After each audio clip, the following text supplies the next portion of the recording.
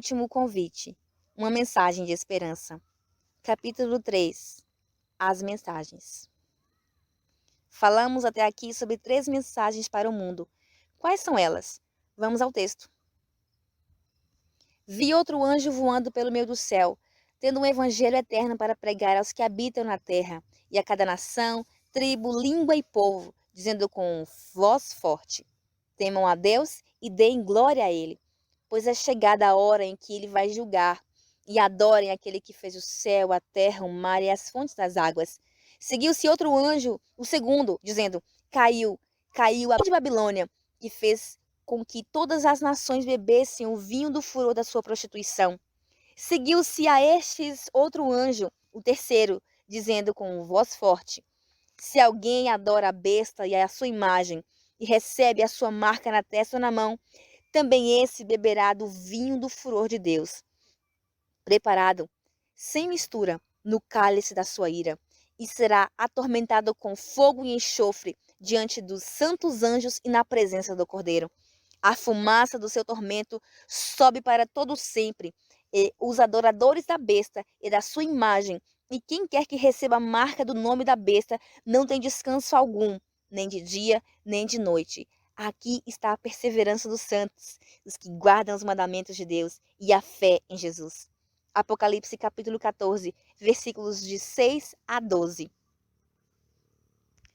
As mensagens foram escritas no livro de Apocalipse, o último da Bíblia, o que faz sentido, uma vez que o livro diz respeito aos acontecimentos dos últimos dias.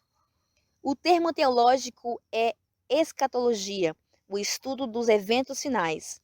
Assim como Gênesis, o primeiro livro da Bíblia, abordou a criação do mundo e os primeiros acontecimentos, o Apocalipse trata dos últimos eventos da Terra, que levarão ao fim deste mundo e à criação de um novo céu e nova terra. Apocalipse capítulo 21, versículo 1.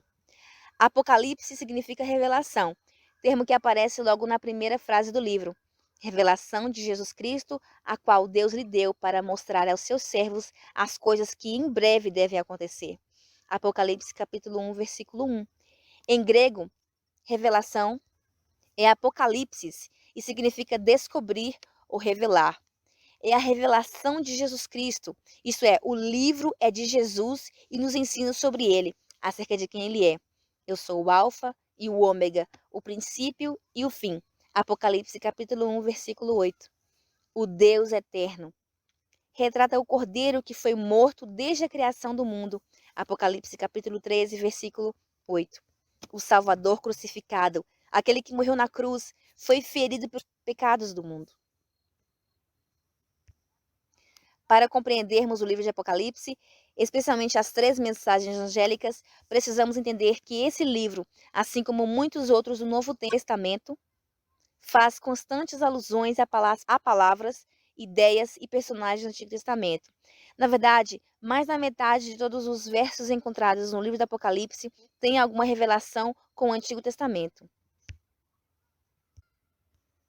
Muitas das suas palavras e expressões, como Babilônia, besta, mandamentos de Deus, vindo furor e para todo sempre, só podem ser apropriadamente entendidas dentro do contexto em que foram usadas no Antigo Testamento. Assim, o Antigo Testamento é a chave para desvendar verdades importantes registradas no último livro da Bíblia, com sua mensagem para aqueles que vivem nestes dias difíceis da história da Terra. Perseguição milenar. O Apocalipse foi escrito quando João estava exilado na ilha de Patmos, localizada na costa da atual Turquia. Ele abrange toda a história cristã. Os 22 capítulos tratam de fatos ocorridos desde os tempos de Jesus até o fim do nosso mundo e a criação do novo. As 3 mensagens angélicas aparecem no capítulo 14. A fim de entender melhor as mensagens, é preciso compreender um pouco o contexto no qual elas aparecem. Um rápido resumo dos 2 capítulos anteriores, o 12 e o 13, nos ajudará a assimilar esse quadro. Vimos que Apocalipse 12 retrata a guerra no céu, versículo 7, e a expulsão de Satanás e seus anjos, lançados para a terra. Em outras palavras, o cenário do conflito cósmico é central a tudo e aparece em todo o capítulo. Conforme vimos, o conflito começou no céu, em seguida desceu à terra, Então o dragão, Satanás, tentaria devorar o filho, Jesus, quando nascesse. Versículo 4. Isso aconteceu na ocasião em que Satanás, usando o rei Herodes, tentou matar o bebê Jesus, porém José e Maria fugiram para o Egito. Mateus capítulo 12, versículo 13. No entanto, assim como Satanás e seus anjos falharam em sua guerra no céu, e afinal foram expulsos, também falharam na tentativa de destruir o bebê Jesus. Tempos depois, Cristo aqui na terra derrotou Satanás na cruz, despojando os principados e as potestades, publicamente os expôs ao desprezo, triunfando sobre eles na cruz. Colossenses capítulo 2, versículo 15. Além disso, Jesus ressuscitou dentre os mortos, a fim de que, por sua morte, destruísse aquele que tem o poder da morte, a saber, o diabo. Hebreus capítulo 12, versículo 14. Apocalipse 12 retrata a vitória definitiva de Cristo.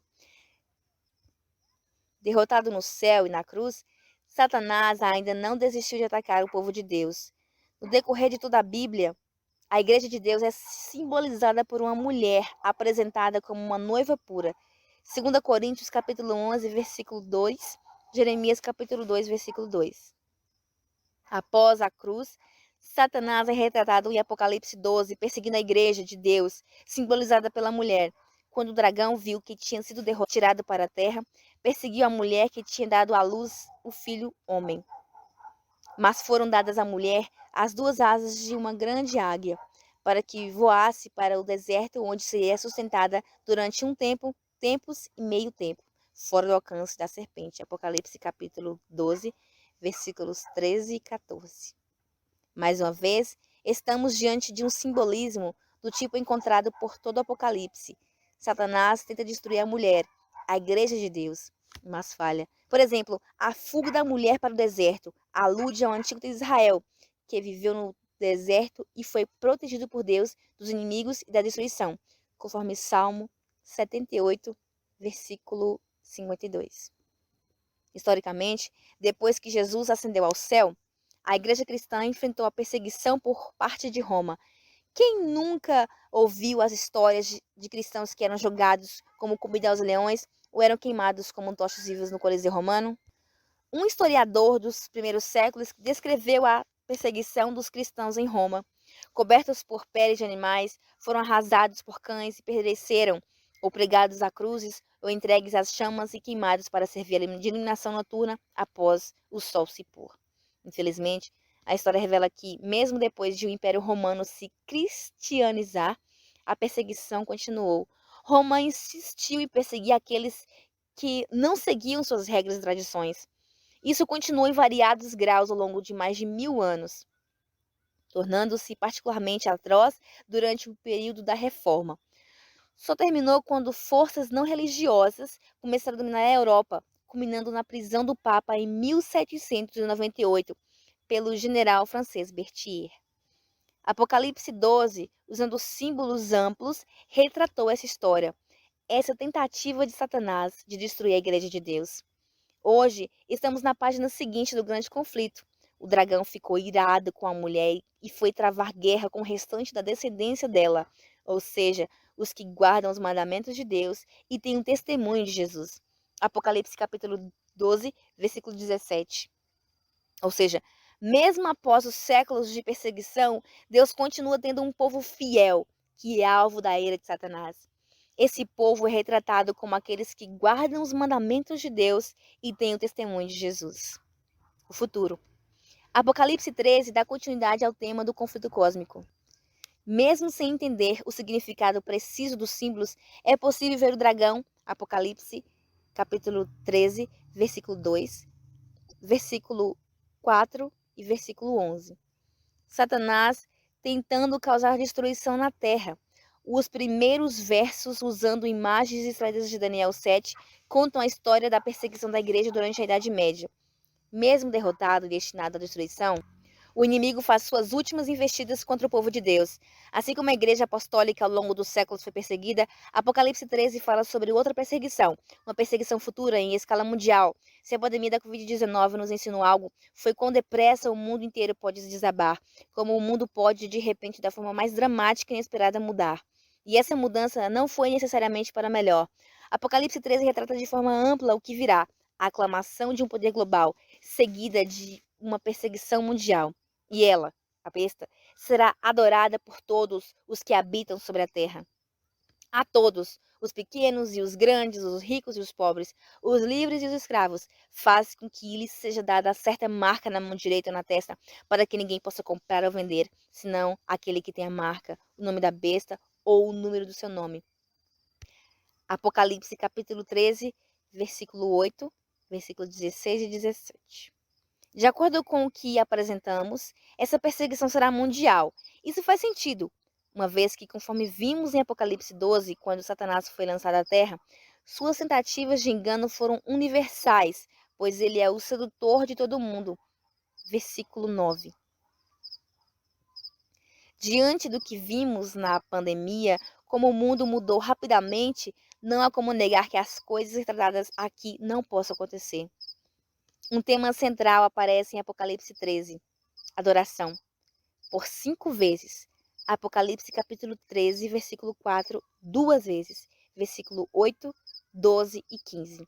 A adoração é apresentada como um fator importante por trás do tumulto e do conflito retratados nos últimos dias. De acordo com esses versos, Satanás, o dragão, tentará forçar o mundo a prestar determinado tipo de adoração, pois desde o início da rebelião, tem procurado usurpar a autoridade e o lugar do próprio Deus. Subirei acima das mais altas nuvens e serei semelhante ao Altíssimo. Isaías capítulo 14, versículos 13 e 14. O tema da adoração e de quem as pessoas adoram assume relevância crucial na compreensão das 3 mensagens angélicas. Em contraste com Deus, que aceita adoração e obediência somente pelo amor e pela liberdade, as forças do mal recorrem à violência e à pressão econômica para forçar a adoração. O texto diz que eles farão morrer todos os que não adorarem a imagem da besta, Apocalipse capítulo 13, versículo 15, e que ninguém poderá comprar ou vender, versículo 17, a menos que se sujeite.